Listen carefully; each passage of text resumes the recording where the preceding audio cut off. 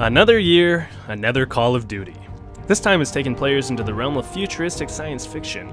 Last year's misstep with poor multiplayer in Call of Duty Ghosts has proven the franchise needs a boot in a different direction. Is the vertical mobility of the exosuits and a plethora of futuristic new toys that direction we're looking for? We're going to count down the good and the bad and find out if the franchise has managed to advance its warfare, or if it's just a ghost of its former glory.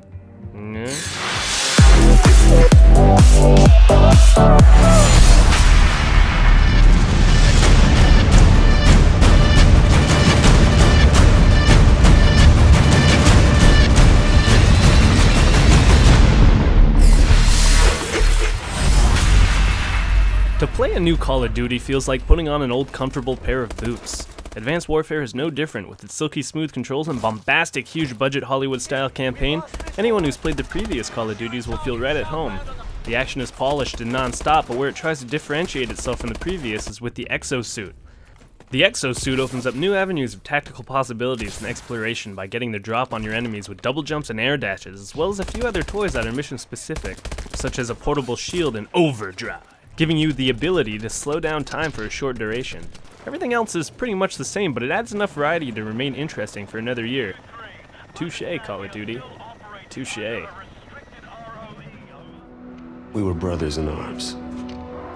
No matter how bad it got, I could always count on him to keep me in line. In a series first, the narrative sequences pull away from the first-person perspective and into extremely well-rendered cutscenes, giving the protagonist both a voice and a face, both of which happen to be Troy Baker, the Kevin Spacey of video game acting. And Kevin Spacey's in it as well.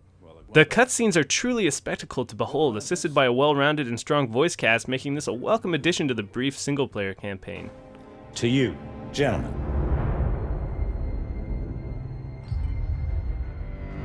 The cornerstone of any Call of Duty experience is here and in full force. With a bombardment of unlocks and accomplishments at every step, Advanced Warfare achieves the addictive progression the series is known for. Additionally, Advanced Warfare features a somewhat robust character customization system, making the pursuit of loot and cosmetic items through supply drops, which give you the chance to unlock a few random items, makes the game truly difficult to put down. They're Nigerian? Yeah, and they're armored. And they're pants! With a wide array of maps and game types, there's enough here to keep the avid multiplayer gamer busy for quite some time. Enjoy staying up late for that one last level up or one last good loot drop. I didn't get a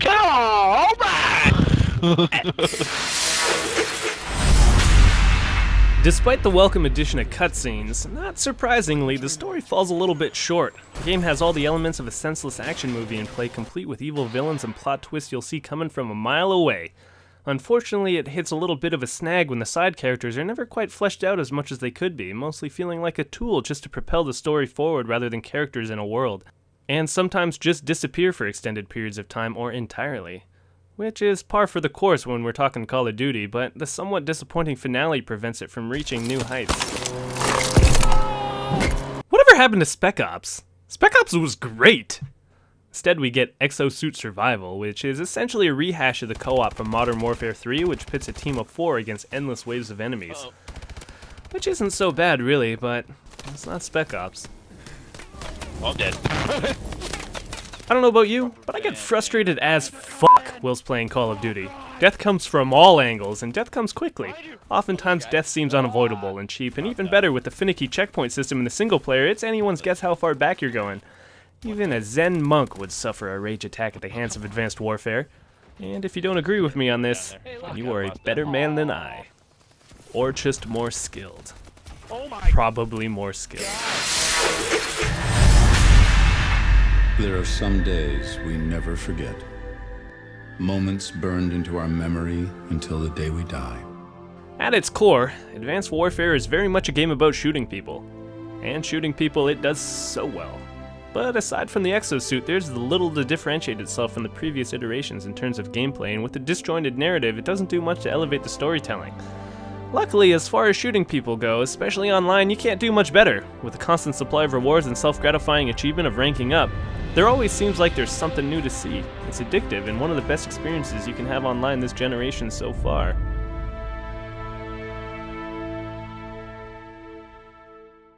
But, should you buy this game? Well, let's break it down.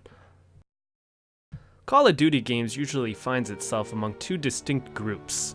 Group A hates the series and finds every excuse to hate it, while Group B loves the series and literally everything else in the genre is redundant to them.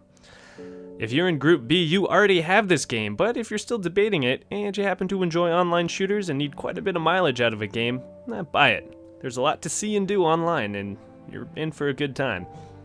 If you're really into single-player campaigns and you just want to experience the bombastic story and epic set pieces the series is known for, but you hate the misery that's associated with online play, which the series is also known for, you're going to want to just borrow it.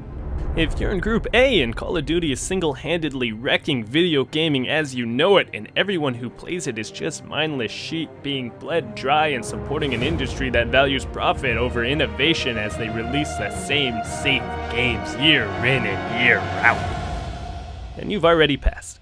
And that's the breakdown of Call of Duty Advanced Warfare on Point vs. Point. I'm Eddie Campo, and